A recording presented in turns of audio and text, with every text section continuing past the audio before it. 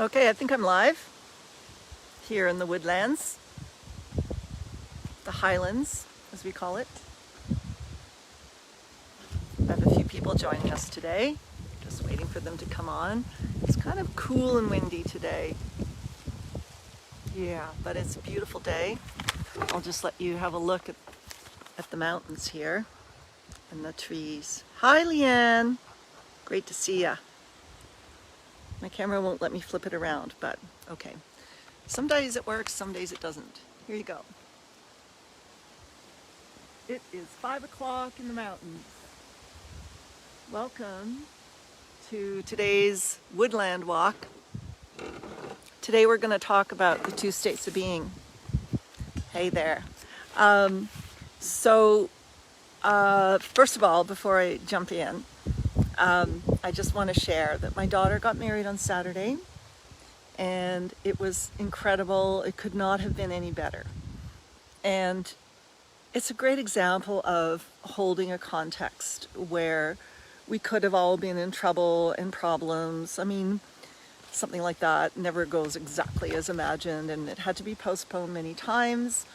And I'm just so proud of my daughter and of everybody in the family for just being in acceptance around what it needed to be to accommodate COVID rules in BC. And it was just such a beautiful, beautiful day. I'm so happy and proud for my daughter. And now I've gained a son. And, you know, there's this thing, then I got home Monday night, jumped into a convention yesterday. It was an all-day event. It's a session that I proposed to my Geo Convention organizers for all our Earth Science colleagues. And the session was on managing transition in times of change or in a changing industry. And it was something I proposed, they accepted. I was thrilled.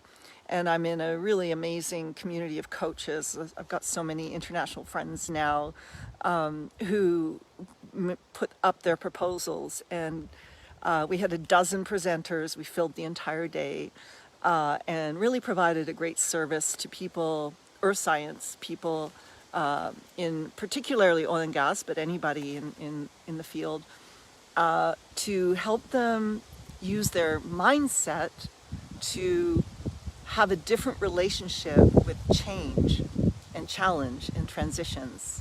Hi, Dan. Thank you so much. Saturday was amazing wedding. Yesterday was an amazing convention.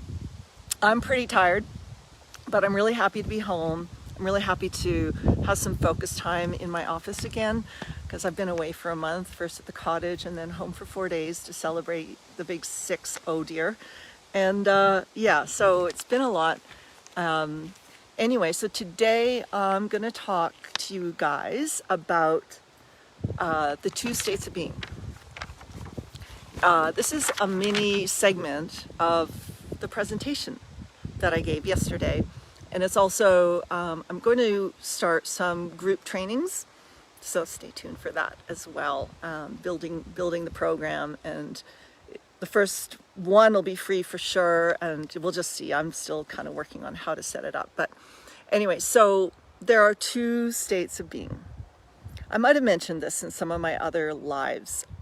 There's a lot of ways to describe these two states of being. In the mindset training I have, we call one primal, which is a suffering state. The Buddha would call it a suffering state. And the other one we call powerful. Another way to describe it is a beautiful state.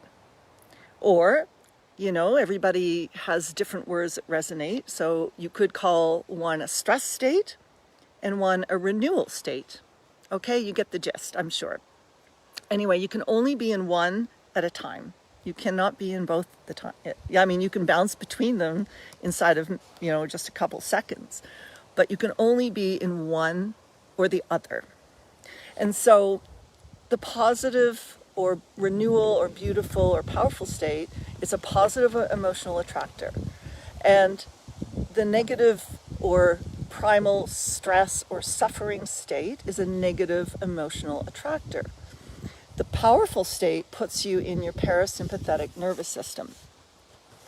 And the primal state puts you in your sympathetic nervous system. So the other thing that happens when you're in your stress or primal state or your suffering state is that you are in your analytic brain, that part of the network in your brain, which is your problem-centered brain. So what does that do? First of all, it gets you focused on problems, not on possibilities and solutions. It's very natural to us humans. It's our survival mechanism. Our brains are wired to look for problems and risk. And so it's very natural, it's very normal. So we don't need to judge it, we don't need to make it wrong. We just need to be aware. And we are first worlders, right? And our brains, the ancient parts of our brains are designed for our survival when we were not first worlders. So the way we can retrain our brain is to recognize that the problems that we think are problems are not likely problems. And the other thing about it is, we're just hyperactively and unnecessarily looking for problems and risks. That's, like I said, very natural, very human. But thinking about problems instead of possibilities, expectations versus dreams, pessimism versus optimism. Those are the two contrasts. Now, optimists call themselves optimists. And what do pessimists call themselves? They call themselves realists. But the pessimists are prone to spending a lot of time in a primal state, one of stress or suffering. And being in that state closes down access to the one thing a pessimist needs, the one thing somebody in a suffering state needs, seeing possibilities. Two people can have the exact same experience, and one can be in a suffering state about it, and the other can be in a beautiful state, right? Or a powerful state. So contrast hope versus fear, strengths in that you have or that you see in others versus weaknesses, being excited to try something versus having a performance anxiety about it, right? Pam, nice to see you here. Sorry if I missed you earlier, but I'm so happy you're here. And so it's the difference between having some novelty in your life versus expectations. And here, get this, with our relationships, a resonant relationship versus a dissonant relationship. So, like I said, two people can have the exact same experience and have a completely different state of being around it. One could have a primal or suffering state, and another could have a powerful or beautiful state around the exact same experience. So what does that mean? It means that it's the lens that we see life through that is the factor. And we get to decide. We get to choose. Now, I know that might sound a little new agey or a little bit too positive. At the convention, there was a few speakers that talked to the subject of toxic positivity. It's an interesting concept. I think our brains need insertion of positive information. And in fact, I'm gonna mention this in a minute. At one point down the road, like I said, I'm gonna have a little mini course, and I'll be able to show you slides with scientific evidence the MRI's done, but I'll just speak to it in a few minutes here. So, but anyway, so in your primal or suffering state, it's like we're in our sympathetic nervous systems. It makes your heart beat faster. It creates sweat, fatigue, illness, disease, dis-ease. You get the point. When in a powerful or beautiful state, we become a positive emotional attractor. And we are in our parasympathetic nervous system. So we have a regulated heartbeat. We are energized, we are healthy, and we are vibrant. Which state do you want to be in? And which state do you think is going to support you to be your best self, to support others to be their best self, and for you to really create your best life? Like, what if you made a declaration that for the next, I don't know, depending on how old you are, but for me, it's like at least the next 30 years. I'm 30 times 2 years old, so I like symmetry. So for the next 30 years, I'm going to have the best 30 years of my life. I'm going to keep building the lens through which I see my life.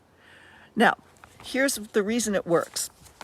Neurologically, positive emotions and powerful states activate a part of your brain that goes all over different parts of your brain. This is not a left brain, right brain thing. It's throughout the brain. So it activates the whole brain, being in a beautiful state. It's been proven in brain scans, and in contrast, the negative emotional attractor activates the analytic or problem-solving brain. Like I said, keeps you in what? Problems. Keeps you focused on problems. So, we do need to have a task positive part of our brain active, a problem solving part of the brain. But if your context is always that it's about the problems and not about the possibilities that you see for yourself or for your life or for other people, then you're going to stay stuck. And it brings suffering, the suffering states. So you can think positively or you can think negatively. There's lots of things that bring that, like, for example, I've talked about limiting beliefs a little bit. We're going to dive into that a little more deeply in one of my lives too. But things like a lot of us humans have a lot of habitual negative self-talk. So we're thinking negatively about ourselves. And if you've got that habitual thinking, you've got to work at it to change it, right? And I've done it. I've caught myself over the years, like, really bitching at myself. Like, oh my God, you stupid idiot. Like, that kind of self-talk. And I know I'm not alone. I know that's a very normal human condition. But for us to start to open up our minds to something different, we have to speak to ourselves different. We have to see through a lens that's not so negative and not so problem-centered. So, like I mentioned, there's this research that, so much research. Neuroscience has come so far in the last decade, it's quite exciting. Anyway, so they did MRIs of the brain that showed that both psychologically and neurologically, negative emotions are stronger than positive. I told you already that the positive emotions will occupy and engage more parts of the brain, but they also found out that the negative ones are stronger. So to have some semblance of balance in your neurological and hormonal and psychological state, you must oversample the positive. You must oversample the positive. So you want sustained desired change in your life, in your relationship with yourself, in your relationships with other people that you care about. You must use this information and find a way to be in a powerful state. I'm going to talk to you, like I said, in another live about how to be in a powerful state more often and how to get yourself transitioned out of a suffering state or a primal state if you find yourself there. So, if you don't do that, then you're going to live in this place of being cognitively, perceptually, and emotionally impaired. When you know that, right? When we're in a suffering state, we become somehow impaired. And the MRI study showed this. And I could go on, but I keep this to about 15 minutes. But just know that when you go into stress mode, you close down. You don't have possibilities available to you anymore. That's your problem-solving brain, which is just that, focused on problems. So you override that part of the brain that can find the possibilities and solution.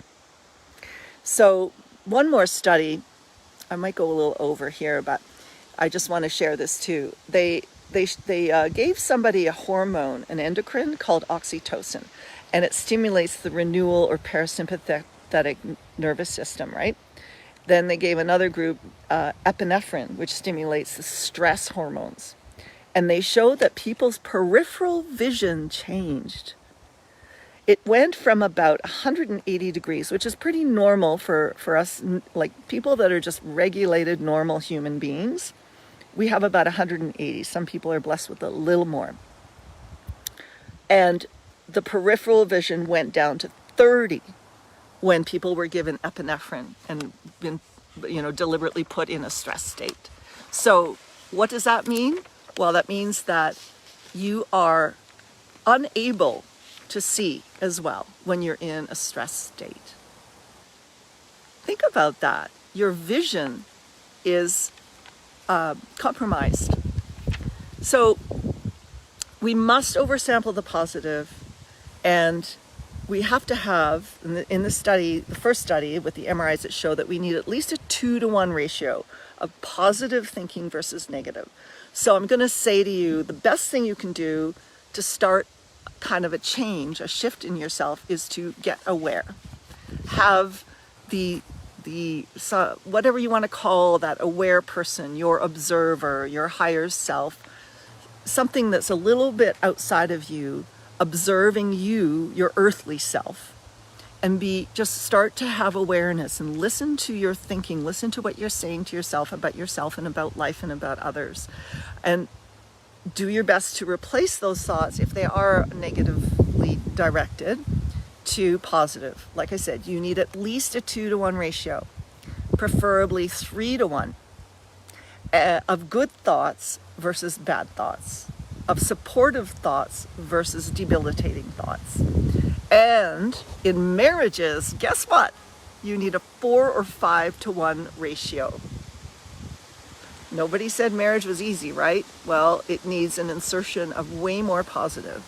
Now, I'm not saying this idea of this phrase I learned yesterday about toxic positivity. It needs to be authentic, of course. You don't want to be phony about it with yourself or with others. But you can be authentic because it's in you. It's there. It just, if you're not accessing it, then it's not a habit you're developing. If you have habitual negative thinking about your life, then that's where your neurosynaptic connections are strong, right? The nerves that fire together wire together, I think is the expression. And so what we do when we start to replace our negative thinking with positive thinking, we are shedding the old habitual thinking and growing new neurosynaptic connections. We're actually reprogramming our brain. Our brain is the computer, your mindset is your software. We are reprogramming it, and we are growing the neurological connections. And as we use that, the myelin sheath gets stronger and stronger. You can literally rebuild and reprogram your brain. And for anything that you want in life, you've got to get your brain dialed in. You got to get updated software on that computer of yours. I hope that makes sense. I hope that the live went today. Give me a thumbs up. Did everything come through? Did this make sense? Throw out a question before I say goodbye to y'all. I could bring you on camera. I see a little thing. I don't know. Is it possible? Okay, I don't see any questions. I hope that helped. Stay tuned. We'll keep talking about mindset. Thanks, Leanne. I'm glad you enjoyed it. Awesome. Yeah, I could talk for hours, but I promised I'd keep it to about 15 minutes. Thank you, Pam. Awesome. Great to see you guys. Thank you, Dan. Awesome. I'm glad you guys liked it. I hope it helps you. You can, all of you, I know you're all very positive people, and we all have these challenges where we get stuck in negative thinking. And so our abilities, our possibilities are limitless. They really are. Yeah. So anyway, we'll talk again next week. Thank you, Leanne. Yeah. Oh my God, the convention was, so good. Yeah. And by the way, I am living proof that this work works. I was in a dark, rough spot about 5 years ago. And I've had a beautiful, amazing life, and I crashed. And I used this methodology plus some other methodologies. I'll keep throwing out stuff for you guys to retrain my brain and to reprogram my life and to really live an authentically happy, joyful life. So yeah, always good to be reminded, right, Pam? Yeah. Very few outages, thank goodness. That's because the weather has turned on us and we don't have as many visitors. And Wednesdays, well, I mean, Wednesday, people come out for their rides on Wednesdays about 5 o'clock, but I think today, it snowed this morning, by the way. I know it was raining, but then here I'm in the Highlands, which we call Narnia for a good reason, because we get the white stuff early and lots of it, and I love it. All right. Love to all you guys. Great to see you here. Mwah. And I'll talk to you next week, if not before. Reach out anytime. If you're interested or curious, you got a good question, throw it out. I love questions. All right. I'll see you later. Bye.